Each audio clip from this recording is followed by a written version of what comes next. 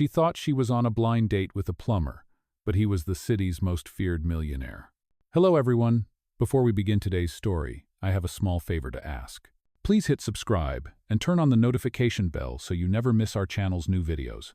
It is quick, free, and the best way to support us in bringing you more dramatic stories. Your support means the world to us. Where are you watching from? Drop your city or country in the comments below. Thank you very much. Now, let us get back to our main character. The night was colder than she expected. A soft wind carried the faint smell of rain and fried food from the diner across the street. Inside her faded sedan, Riley Bennett adjusted the mirror and stared at her reflection. The mascara did little to hide the dark circles under her eyes. She smoothed down her thrift store dress and whispered, "You can do this. It is just one date." Her phone buzzed. A message from her friend Grace popped up. "He is already inside." Blue flannel sitting by the window. "Just go in and say, 'You must be Jake, the plumber.'" Riley drew a deep breath and pushed the car door open. The parking lot gravel crunched under her worn shoes. The bar was one of those old-fashioned places where construction workers came after a long shift. The warm glow of neon beer signs spilled through the glass as laughter and country music drifted into the night. When she stepped inside, the smell of grease and beer wrapped around her. She clutched her purse, scanning the crowd until she spotted him, a man sitting alone by the window, blue flannel shirt, jeans, work boots. Exactly what Grace described. Except, he did not look like a plumber. His back was straight, his hands steady around the glass of whiskey, his eyes focused somewhere far away, sharp, calculating, but tired. Riley hesitated, heart racing.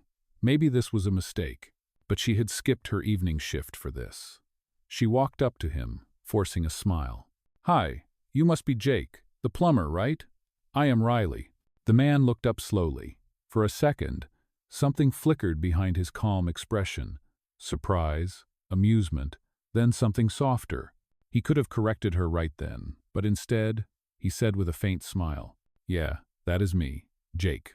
Relief washed over her. She sat down across from him, brushing her hair behind her ear. "So you fix pipes?" she asked, trying to sound casual. He took a sip of his drink. "I work with buildings. Pipes are part of it." She laughed nervously. "Sounds stable. Way more stable than my life right now." He studied her for a moment, the frayed strap of her purse, the tired kindness in her eyes. "What do you do?" he asked. "I work reception at an old apartment building, mostly keeping things from falling apart." Their waiter dropped off 2 beers. The glass felt cold against her palms as she said, "Grace told me you are quiet. I talk too much, so that makes us even." He smiled. "Then I guess we make a good team." Outside, the wind picked up, rattling the windows. For the first time in months, Riley forgot about unpaid bills and broken ceilings. She was just a girl on a blind date with a man who seemed to listen. And across from her, Marcus Hale, the man the newspapers called the city's most feared millionaire, found himself doing something he had not done in years. He laughed. The next morning, the alarm buzzed at 6. The sound of city buses and dripping faucets filled the small studio apartment that Riley called home. The thin walls carried every noise: neighbors arguing, a baby crying, pipes groaning like old men. She rolled out of bed, feet touching the cold floor, and stared at the sticky note on her mirror. "Keep going." Her reflection looked tired but not broken. Last night replayed in her mind, like a movie, his calm eyes, that strange mix of kindness and distance. She could not remember the last time someone had listened to her without checking their phone. For a moment, she let herself smile before reality pulled her back. Her rent was due in 4 days. The owner of the building where she worked had announced that it might be sold to a new company. Everyone whispered about eviction notices and rent hikes. Riley had seen it before: families packing up in the middle of the night, leaving behind furniture and unpaid dreams. She grabbed her keys and notebook and hurried down the narrow staircase. The office of the apartment complex was really just a converted laundry room with a metal desk and a space heater that rattled like a train. The sign above the counter read Bennett Property Assistant Manager, but it felt like a joke. The roof leaked every time it rained. "Morning, Riley," called Mrs. Lopez, an older tenant with a cane. The light in the hallway went out again. Riley smiled, writing it down. "I will get to it after I fix the faucet in 302, I promise." Her phone buzzed again, another payment reminder. She sighed and slipped it into her pocket. The city outside was waking up. Delivery trucks, horns, people chasing time. At lunch, She sat on the steps eating a peanut butter sandwich and flipping through her notebook, the one she had shown Jake last night. Pages filled with notes and sketches: how to brighten the hallway, how to make a shared garden in the back lot, how to fix the broken mailbox door. Most people would call it pointless. But for Riley, it was proof that she still believed in small repairs, not just for walls, but for lives. When she looked up, a notice had been pinned to the board across the courtyard. Property under review for acquisition. Future plans pending. Her stomach twisted. The last time a building went under review, half the tenants ended up living in their cars. That night, she called her father in Oklahoma. The connection was weak, his voice rough from years of construction dust. "Hey, kiddo," he said. "How are things in the city?" Riley forced cheerfulness. "Busy, but fine." The water heater exploded again. He chuckled, then coughed. "You always were the fixer. You get that from me." She hesitated. "Dad, if the building sells, I might lose my job." "Then you start over," he said softly. "A home is more than four walls. Remember that." Her throat tightened. "I do." After hanging up, she sat at the small kitchen table. Unpaid bills spread like a battlefield. The hum of the refrigerator filled the silence. For the first time, she wondered what Jake was doing right now. Was he just another fleeting face from a lonely night, or was he something different? She shook her head. "Get real, Riley," she whispered. "You are not the type who gets fairy tales." The next morning, she was patching a leaking pipe in the laundry room when a voice behind her said, "Need a hand." She turned around and froze. Standing in the doorway, wearing a gray t-shirt and work pants, was the same man from last night, Jake. She breathed. He smiled, holding up a wrench. "Told you I work with pipes." For a second, she just stared, not sure whether to laugh or scold him. "What are you doing here?" "I was in the neighborhood," he said casually. "Heard someone could use a plumber." The residents peered out from their doors, curious. Riley's heart raced, half from surprise, half from the way his presence filled the room. Together, they crouched under the sink, passing tools, sleeves brushing, exchanging quiet jokes about rust and cheap parts. When the water finally stopped dripping, she grinned. "Looks like you saved the day, Jake." He wiped his hands and smiled back. "Maybe you just needed the right teammate." As he left, Riley watched him walk through the courtyard, sunlight cutting across his shoulders. She had no idea that the man who helped her fix a broken pipe was the same one negotiating to buy the entire building. And for Marcus Hale, the feared millionaire hiding behind a borrowed name, it was the first time he had felt human again. That night, rain started to fall again, tapping softly against the windows of the old building. Riley sat on her couch, the same worn blanket wrapped around her shoulders, her notebook open across her knees. The pages were damp at the edges from her hands, filled with sketches, scribbled reminders, and little dreams that no one had ever cared to see. She had added a new note that evening: "Fix hallway light, third floor." And under it, smaller handwriting, "Talk to the new plumber about the water pressure." The memory of his voice still lingered in her mind. The way he said, "Maybe you just needed the right teammate." It had sounded too natural, too calm, for someone who was supposed to be just a stranger. Something about him did not fit the life he claimed. His hands were strong, but the watch he wore was too expensive for a man who fixed pipes. His words carried a kind of quiet authority, like someone used to being listened to. But Riley had learned long ago not to read too much into kindness. People came and went. Promises broke faster than cheap faucets. She turned another page in her notebook, where her doodles of walls and floor plans filled every inch. The next morning, she found herself in the maintenance closet, trying to replace an old fuse. The door creaked open behind her. "You again?" she said without looking up. "Good morning to you too," came the familiar voice. Marcus stood there with 2 cups of coffee, one held out toward her. "I thought plumbers preferred energy drinks," she said, taking the cup anyway. "I like things that take time," he replied with a half-smile. He glanced around the cramped closet, the shelves of paint cans, tangled wires, and her notebook resting open on the counter. "You draw?" Riley hesitated. "Not really. I just plan. It helps me think." He picked up the notebook gently, turning a page. There were rough sketches of the building's layout, hallways lined with plants, a small reading corner near the laundry room. "These are not just plans," he said.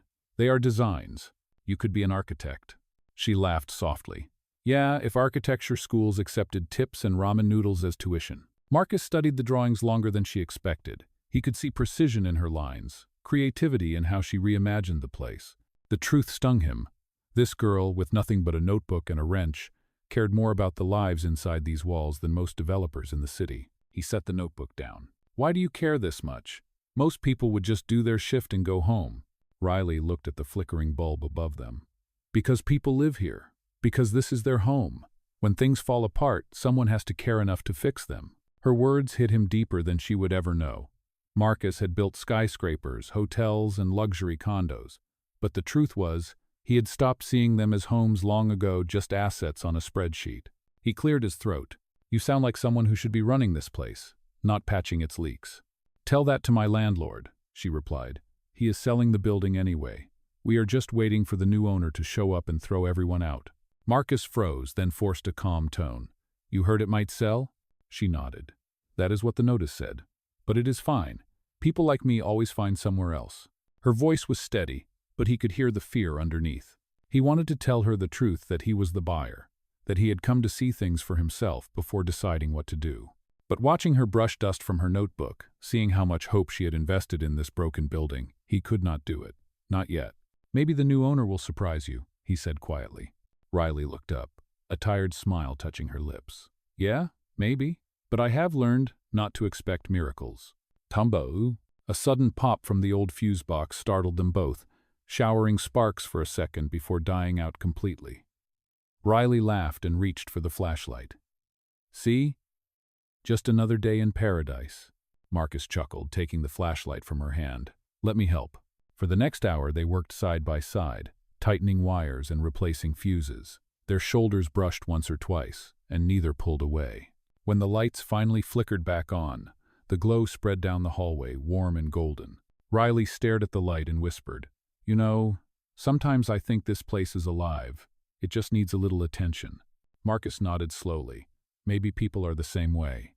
She looked at him then, really looked at the quiet strength in his posture, the tired shadow behind his smile, and for the first time, she wondered what kind of life he was hiding from. When he left that evening, he paused at the door and turned back. "Keep drawing, Riley. Those ideas might matter more than you think." She smiled, clutching her notebook to her chest. "I draw to keep the walls from falling down." He nodded once. "Then maybe you are building more than you know." As he disappeared down the stairwell, Riley opened her notebook again. A single drop of water from the ceiling splashed onto the page, blurring the ink. She laughed softly to herself. "Guess I still have things to fix." And somewhere outside, in the back seat of his black car, Marcus Hale looked back at the building through the rain-smeared window. He was supposed to demolish it next month. But now, for the first time in his career, he was not sure if he could. The following week, the sky over the city was pale and heavy with clouds. Riley walked across the courtyard, holding a bucket of paint and a roll of tape. The tenants had decided to brighten the dull gray hallway with a coat of soft yellow, and she had promised to help after her shift. The building smelled like dust and old wood. But for once, it also smelled like hope. When she opened the front door, she froze. Standing near the mailboxes was Marcus's, still wearing his work pants, sleeves rolled up, holding a clipboard and a toolbox. He looked completely at home, as if he belonged there. "Morning, maintenance fairy," he said with a small grin. Riley rolled her eyes, but could not hide her smile. "Do plumbers usually carry clipboards now?" "Only the fancy ones," he replied. "You said the hallway needed work. Thought I would help." She wanted to ask how he kept showing up at exactly the right time, but the way he said it, quiet, simple, made it sound like the most natural thing in the world. Together, they moved furniture, scraped the peeling paint, and laughed at how the walls seemed to drink the new color too fast. At one point, Marcus climbed the ladder to fix a flickering ceiling light. Riley steadied it below, her hands gripping the sides. "You sure you know what you are doing?" she teased. He looked down, eyes amused. "I build skyscrapers, remember? I think I can handle a light bulb." She laughed. "Right, Mr. Plumber who builds skyscrapers. Very believable." He paused for a heartbeat, the smile fading slightly. "You would be surprised how close that is to the truth." "No say." Riley tilted her head, unsure what he meant, but he had already gone back to work. When the light finally turned on, the glow spilled across his face, and for a moment she saw something different in his eyes. Not the tired calm of a man hiding, but the weight of someone who had carried too much for too long. Later that day, they took a break in the small courtyard behind the building. Riley poured them each a cup of cheap instant coffee from her thermos. The garden was nothing more than cracked pavement and a few stubborn weeds pushing through the ground, but she spoke about turning it into a shared space for the tenants. A few benches, maybe a small tree. People could sit out here instead of hiding in their apartments. Marcus looked around the yard as if seeing it through her sketches. "That could work," he said. "You have a vision for this place." "It is not much of a vision," she replied. "I just think people deserve somewhere that feels alive." He nodded slowly. "You are good at that, seeing life in things everyone else gives up on." Her cheeks flushed slightly. "I guess I learned that from my dad. He used to fix broken things until they worked again, even if they were not worth the effort." "What happened to him?" Marcus asked. "An accident at a construction site," she said softly. "He got hurt pretty bad. Could not work after that. But he never complained. He just said, 'As long as the walls hold, you keep standing.'" Marcus looked away, his jaw tightening. Her words hit too close. His own father had died on a construction site decades ago, the same world he had later dominated as a tycoon. "Your dad sounds like a good man." "He was," she said with a faint smile. "He taught me that fixing things is a kind of love."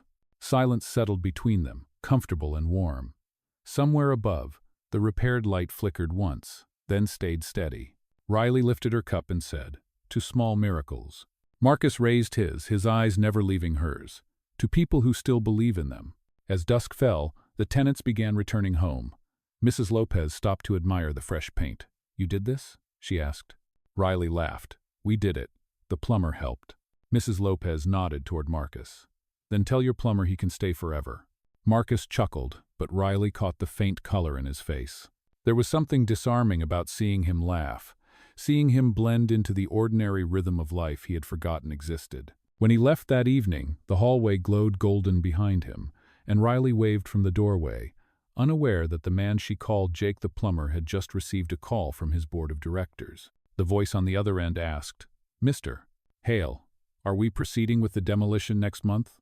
Marcus looked up at the apartment windows, where Riley's laughter still echoed down the hall. His hand tightened around the phone. "Not yet," he said quietly. "I need to take another look." And for the first time in years, he hung up without giving an order. A few weeks passed, and the old apartment building began to change in small, quiet ways. The once dark hallway now glowed with warm light. The paint still smelled fresh. Even the tenants seemed to walk slower, greeting one another instead of rushing by with tired faces. Riley often caught herself smiling at little things, flowers and cracked mugs on windowsills, the sound of kids laughing in the courtyard, the flicker of hope that refused to die. Marcus kept coming back. Sometimes he brought tools, sometimes new locks or light fixtures, and sometimes just 2 cups of coffee. He said he liked helping, but Riley noticed he worked differently from any plumber she had ever met. He never asked for payment. He never rushed. He listened. One Saturday, she found him outside fixing a mailbox door that would not stay closed. "You know you do not have to keep showing up," she said. "You have probably fixed half this building by now." He smiled without looking up. "Then we are halfway done." She leaned against the railing, watching him work. "You really are not like other guys. Is that good or bad?" "I have not decided yet." When he stood up, she noticed a scar running down his forearm, old but deep. "Construction accident?" she asked. He nodded. "A long time ago. My father worked with me. He used to say we build to leave something behind." Riley smiled. "That sounds a lot like my dad." For a moment, silence hung between them, the kind that felt like understanding rather than distance. Later that day, they sat on the rooftop, eating takeout and watching the city lights come alive. Riley pointed toward the skyline, where glass towers glimmered like another world. "Do you ever wonder what it is like up there?" Marcus looked at her carefully. "I have been up there. It is quiet, but it does not feel alive." She laughed. "You talk like someone who owns a penthouse." He turned his gaze back to the skyline. "Maybe I just work too close to them." "Commune," she chuckled, taking another bite of her sandwich. "Well, tell your rich clients they should invest in better plumbing. Half their buildings leak worse than ours." He smiled, but something in his expression softened. "You would be surprised how true that is." Riley pulled out her notebook, flipping to a new page. "I want to draw something," she said. "Maybe a rooftop garden. You know, a place where everyone can come up and breathe for a while." He leaned closer, watching her sketch. You see beauty where most people see broken concrete. I just see what it could be, she answered. Sometimes that is enough. Marcus said quietly, you make people believe again. She looked up, surprised by his tone. I just fix things. You make it sound bigger than it is. Maybe it is, he said, his eyes steady on hers. The air between them shifted, something unspoken but undeniable. He reached out and brushed a streak of paint from her cheek, his touch light and uncertain. You missed a spot, he said. Riley laughed, her heart stumbling in her chest. Occupational hazard. For a long time neither spoke. The city hummed below, sirens distant, the wind cool against their faces. It felt simple. Real. Then his phone buzzed. He hesitated before answering, but Riley could read the tension in his eyes. Yes, he said quietly. I will handle it. When he hung up, his shoulders had gone rigid again, the softness gone. Work?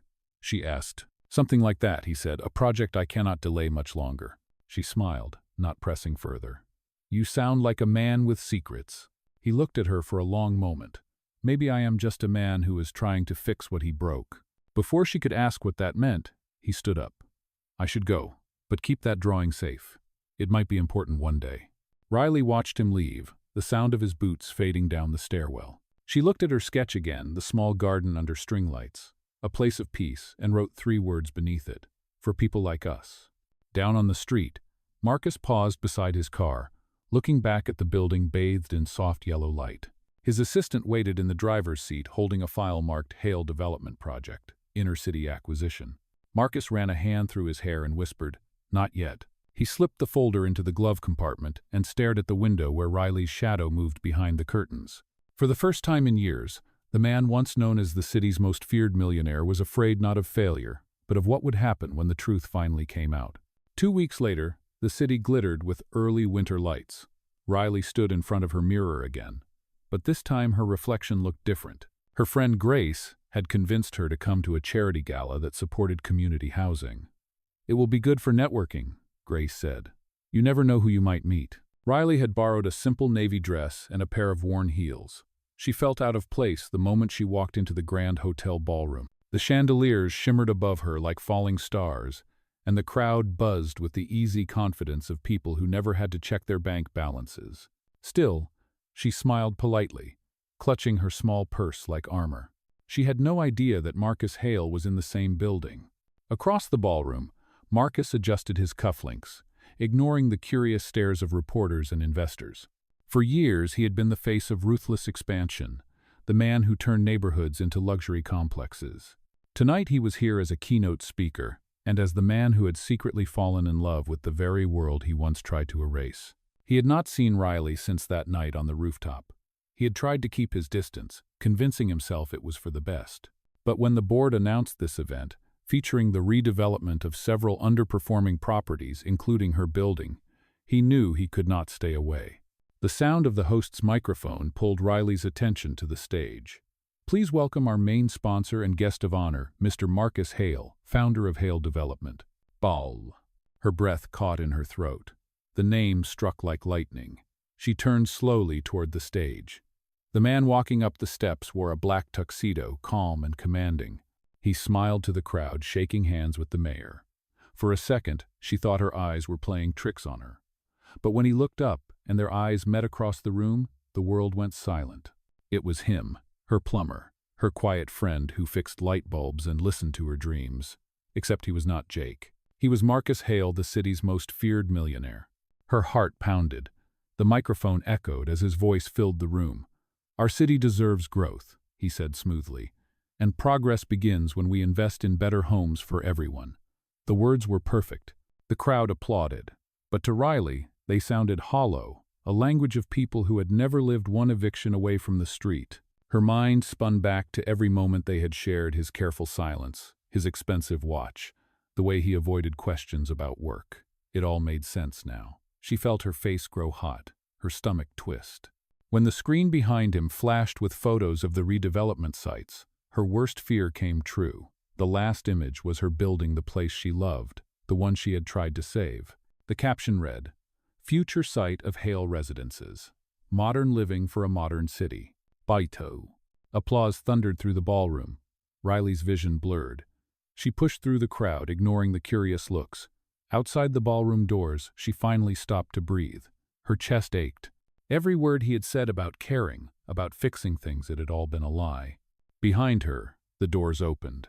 Marcus stepped out, his face pale but calm.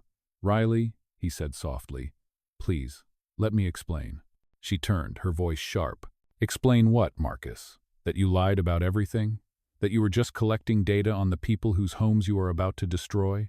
"It is not like that," he began, but she cut him off. "You had every chance to tell me the truth. Instead, you let me believe you were someone real." Her eyes filled with tears she refused to let fall. "You are not fixing anything. You are just breaking what is left." He reached for her hand, but she stepped back. "You should go back inside, Mr. Hale. They are waiting for their speech." As she walked away, Marcus stood alone in the marble hallway, applause echoing behind him. For the first time in his career, the sound of success felt like guilt. The rain outside the hotel had turned into a steady drizzle.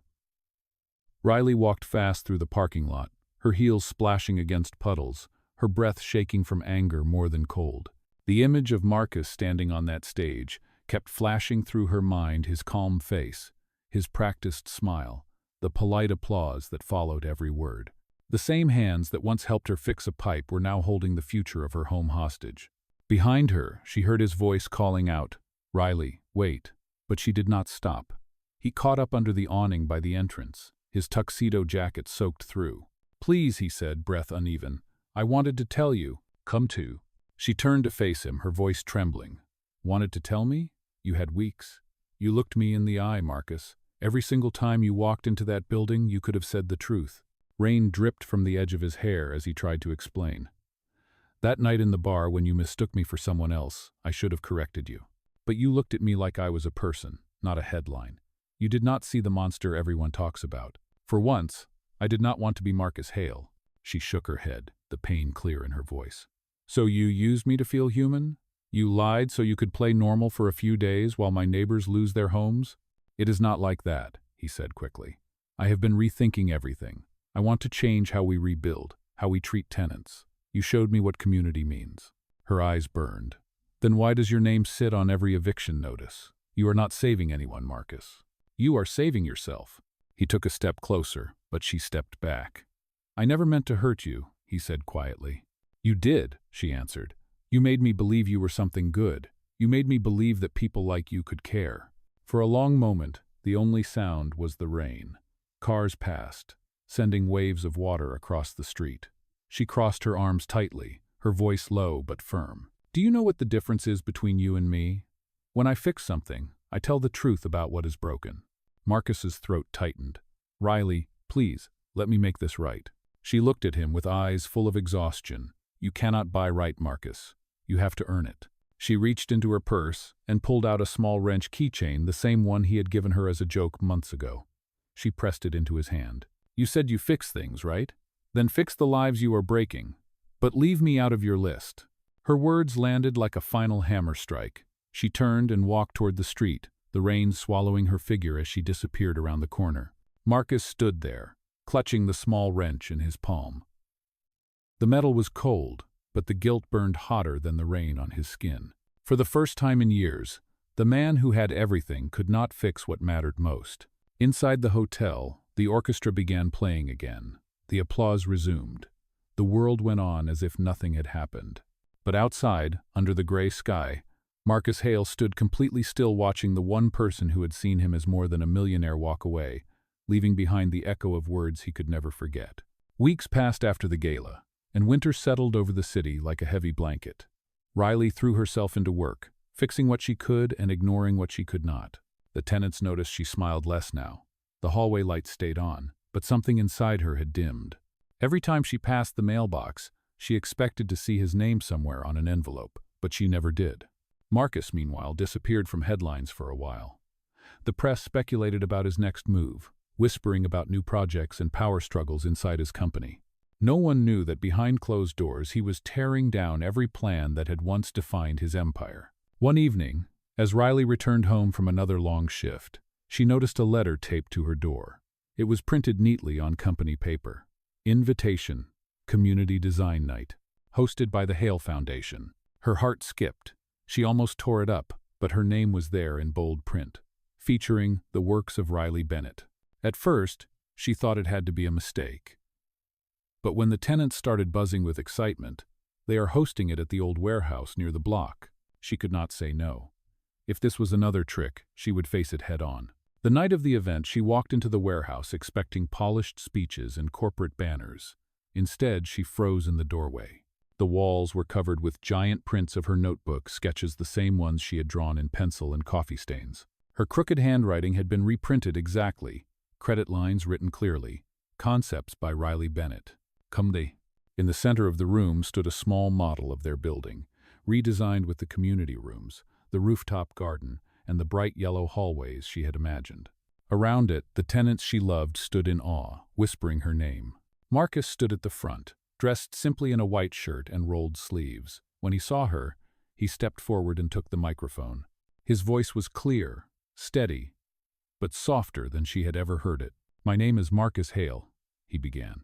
"I know many of you already have opinions about me, and I have earned every one of them. I made decisions that hurt people. I built towers that pushed out the very families I said I wanted to help. But someone showed me what a home really means." He looked at Riley. "Her name is Riley Bennett. She reminded me that walls mean nothing if the people inside them do not feel safe. This project our building is not about profit anymore. It is about restoring what I broke." Kuzwan. Gasps moved through the crowd. Cameras flashed, but Marcus did not flinch. "The Hale Foundation will renovate the property without displacing any tenants. Rent will remain fair, and we are funding community spaces designed by Miss Bennett herself." The crowd broke into applause. Riley stood frozen, unsure whether to cry or walk away. Marcus turned back to her, his voice low but firm through the microphone. "I cannot erase the lies, but I can start over by telling the truth." Combre. After the speeches ended, the tenants surrounded Riley, hugging her, thanking her. When the crowd thinned, she found Marcus waiting near the model. "I did not do this to win you back," he said quietly. "I did it because you were right. A home is more than four walls. You taught me that." Riley studied him for a long moment. His eyes were no longer cold, no longer hiding. "You actually listened," she said. "I did," he replied. "And I am still learning." For the first time in months, she smiled, small, uncertain, but real. Maybe fixing things takes more than a wrench after all. Marcus exhaled, relief and gratitude in one breath. "Then maybe we can rebuild something better together, or apart, as long as it is honest." And for the first time, honesty felt like redemption. Spring came slowly that year, melting the last traces of snow from the city streets.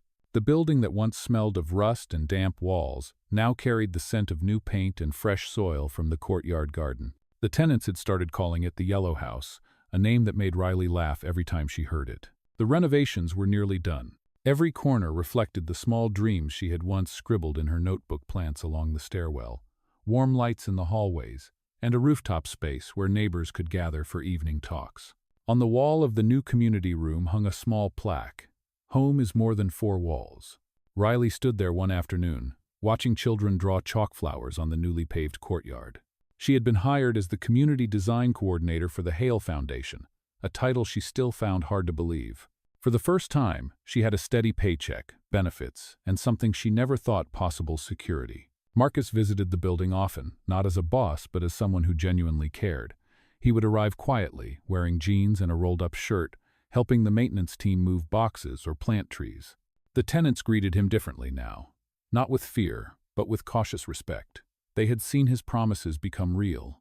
That evening, the foundation hosted a small gathering on the rooftop to celebrate the project's completion.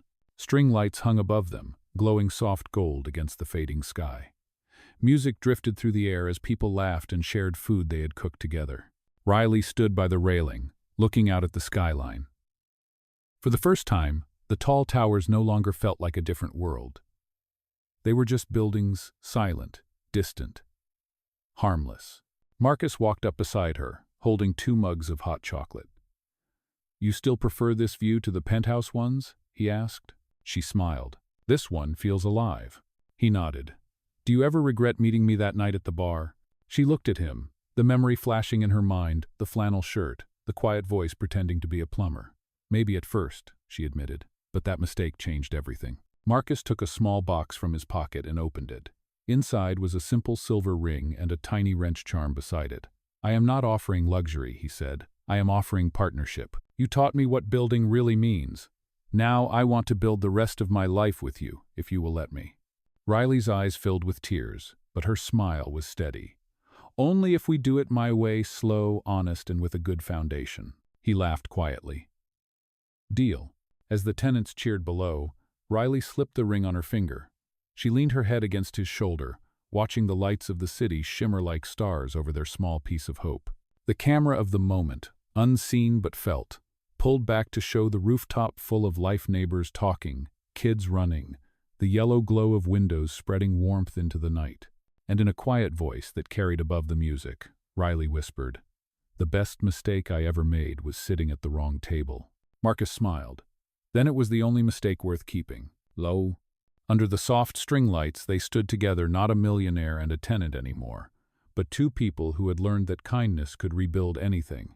The story that began with a lie ended with truth, proof that even the most feared man in the city could become something else, a builder of hearts and a believer in home.